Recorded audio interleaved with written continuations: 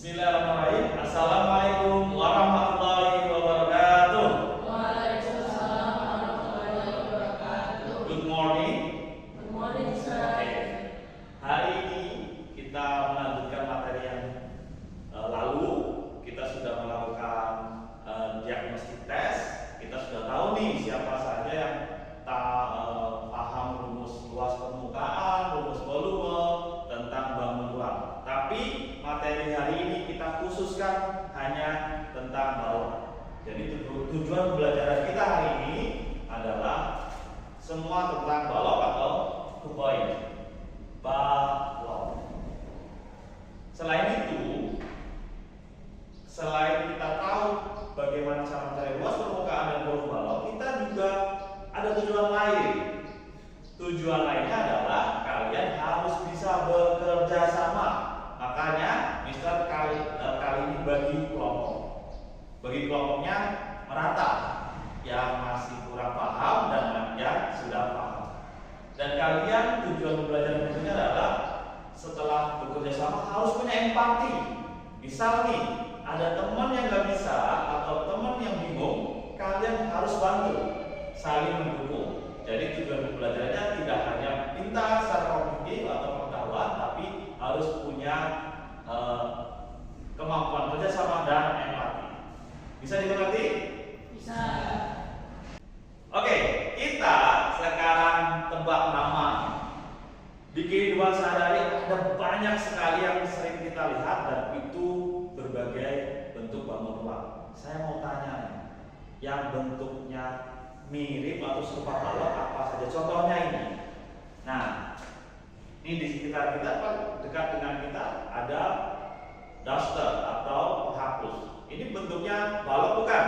Yes. Balok punya panjang, punya lebar, punya tinggi. Bisa sebutkan contoh yang lain?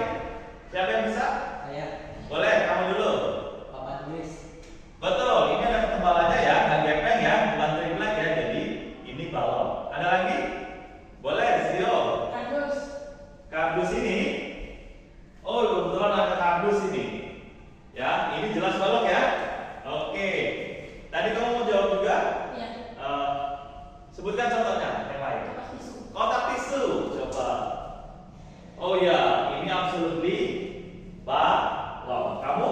Buku tulis. Buku tulis juga punya ketebalan, bukan kertas ya, kalau kertas persegi panjang. Tapi kalau buku tulis itu juga termasuk balok karena memiliki tinggi atau tebal. Terima kasih, bagus sekali. Oke, seperti yang tadi sudah Mister bagi kelompok, ada kelompok 1 tadi ya. Kalian mengerjakan apa? Luas. Bukan. Kelompok 2 apa? Menghitung volume. Menghitung volume. Gimana? Sudah ada hasil karyanya belum? Sudah. Sudah. Coba kelompok 1 paparkan. Kami menghitung luas tempat tisu dengan cara satu benda yang akan dihitung dengan kertas. Kertas. Oke. Kemudian kami jumlahkan luasnya.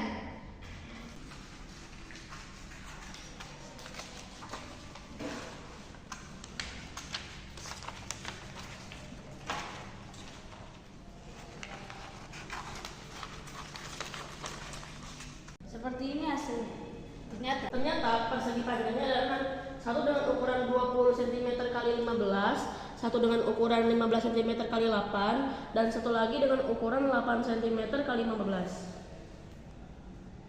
Gimana cara bikin luasnya ya? Jadi gini, Dav. Pertama kita kali panjang dan juga lebarnya, lalu kita jumlahin. Oh gitu. Ternyata hasil semua penjumlahan ini adalah 580. Wah, ternyata sama ya dengan rumus yang kita gunakan. Oke. Bagus sekali kelompok 1. Berarti sekarang giliran kelompok 2. Tentang apa? Volume. Apa yang sudah kalian kerjakan? Kita bakal ngitung volume tempat makan ini pakai botol 500 ml ini. Botol dengan air, kemudian kami tuangkan isi penuh seperti ini. Kok volume tempat makannya 500 ml sih? Soalnya isi air ini sama dengan isi botol ini. Botol ini isinya 500 ml.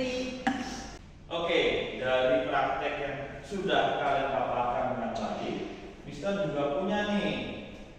Ini alat praktek yang sudah dibuat kelompok 3. Nah, dari kampus ini ternyata kita bisa lihat, kalau dibuka solasi penahannya, maka akan menjadi seperti ini.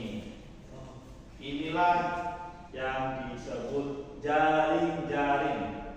Artinya unsur dari balok adalah 3 pasang persegi panjang yang kongruen atau sama dan sebangun seperti yang tadi disebutkan kelompok 1. Begitu juga dengan volume seperti yang sudah dipraktikkan kelompok 2. Oke, refleksi terakhir.